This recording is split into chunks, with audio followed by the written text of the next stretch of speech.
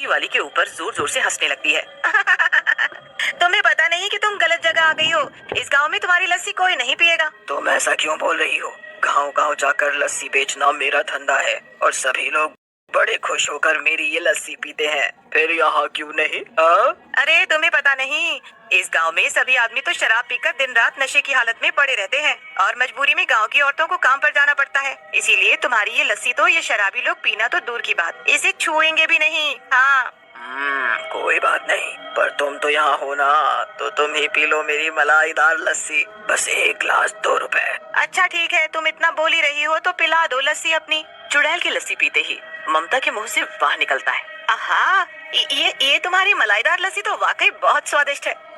मुंह में जाते ही मानो पूरा शरीर ठंडा हो गया और इसे पीते ही कितना तरोताजा लग रहा है। तुमने लस्सी नहीं मानो कोई अमृत पिलाया हो मुझे।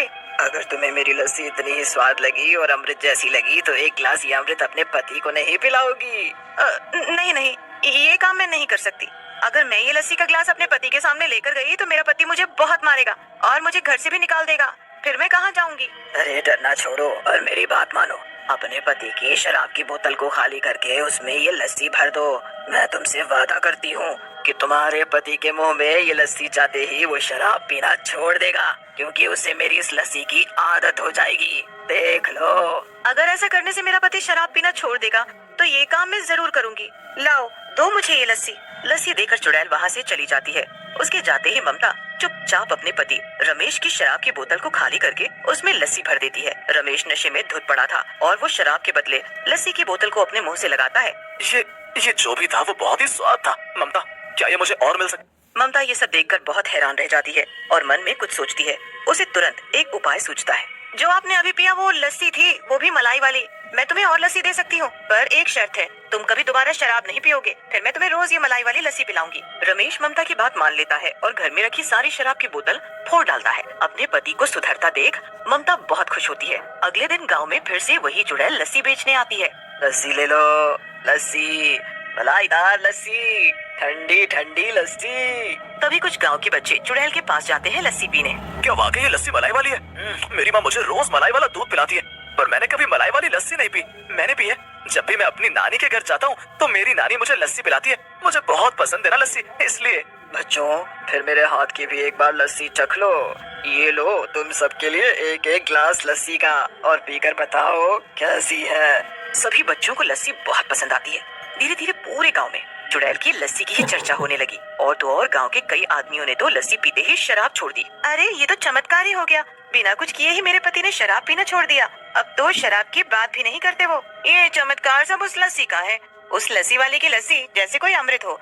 जब से हमारे पतियों ने मलाई वाली लस्सी पी है ये, तब से सुधर गए हैं। अब तो सब सुबह सुबह उठकर काम पर भी जाते हैं। पर अभी भी कुछ लोग इतने ढीठ हैं कि लस्सी को पीना तो दूर की बात, उनकी तरफ देखते भी नहीं। वो लोग कहीं दोबारा हमारे पतियों को इस शराब की लत ना लगा दे। तभी वहाँ चुड़ैल आ जाती है अपनी लस्सी बेचने। खाली पेट दिमाग नहीं चलता, इसीलिए तुम सबके सब ये लस्सी पियो। जब ये लस्सी पेट में जाएगी तो दिमाग ठंडा होगा और इसका हल भी निकल जाएगा। सभी औरतें लस्सी पीने में व्यस्त थीं। तभी चुड़ैल वहाँ से गायब हो जाती है। तुम्हारे हाथ की बनी लस्सी पीकर वाकई आनंद आ जाता है। आखिर क्या मिलाती हो इसमें?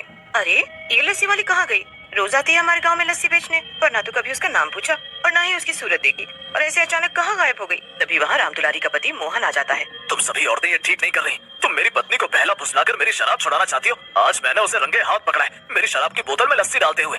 अब तुम्हारी और तुम्हारी इन सहेलियों की खैर नहीं राम दुलारी। अरे मुझे बचा लो, नहीं तो ये आदमी मुझे मार डालेगा। अगर मुझे कुछ हो गया तो मेरे बच्चों का क्या होगा? हमें मिलकर एकजुट होकर इन शराबियों के मुंह जबरन लस्सी डालनी होगी। अब तो बस यही एक रास्ता है अबला नारी को बचाने का। पर हमारे पास लस्सी नहीं है और वो लस्सी वाली भी कहीं गायब है। अब उसके जैसी लस्सी कहाँ से लाएं? मैंने एक बार देखा था उस लस्सी वाली को जंगल की तरफ से आते। शायद उसका घर वहीं कहीं हो। चलो सब जंगल, हमें अभी उससे लस्सी लानी होगी। एक बड़ा सा डंडा हाथ में उठाए मोहन राम दुलारी के पीछे उसे मारने के लिए भागता है और उसके पीछे पूरा गाँव। राम दुलारी भागते भागते जंगल के पास पहुँचती है और लस्सी वाली को ढूंढने लगती है। कहाँ हो तुम? मेरी जान बचा लो, मुझे बहुत जरूरत है तुम्हारी लस्सी की। अब वो ही जान बचा सकती है मेरी। तभी कुछ लोगों की नजर वहाँ दूर रखे बहुत सारे मटकों पर पड़ती है। वो देखो, उधर कितने सारे मटके हैं। ये सभी मटके मेरे हैं, मैंने रखा है इधर। चुड़ैल को देखकर पूरा गांव डर से कांपने लगता है। चुड़ैल मोहन के हाथ से डंडा छीन लेती है। इतने दिनों से मैं तुम्हारे गांव में आ रही थी, तब तो तुम में से कोई नहीं डरा, तो अब क्यों डर रहे हो? हाँ, मैं वही लस्सी वाली हूँ। जो तुम्हें इतना स्वादिष्ट लस्सी पिलाती आ रही हूँ। पर अब नहीं, इन मटकों में मेरी बनाई हुई आखिरी लस्सी है। तुम सभी औरतें अगर अपने पतियों को वाकई सुधारना चाहती हो तो सुधार लो। वो रखी लस्सी तुम्हारे सामने और ये रहा मेरे हाथ में डंडा। तभी रामदुलारी चुड़ैल के हाथों से डंडा ले लेती है और गुस्से में, उठाओ इन लस्सी के मटकों को और पियो इसे। अगर नहीं पिया इसे एक सांस में तो यही डंडा पड़ेगा, और अगर उसके बाद भी बच गए तो वो चुड़ैल नहीं छोड़ेगी तुम्हें। मोहन तो क्या, पूरे गांव के आदमी लस्सी का एक एक मटका उठाते हैं और पी जाते हैं, सारी लस्सी गट गट करके। फिर क्या था, लस्सी पीने के बाद सभी आदमी अपनी अपनी पत्नियों से माफी मांगते हैं और ये भी वादा करते हैं कि अब वो कभी शराब को हाथ भी नहीं लगाएंगे। गांव की औरतों को दुखी रोता देख मुझसे रहा नहीं गया, इसीलिए मैंने ये जादुई लस्सी बनाई और एक एक करके सभी को पिलाई।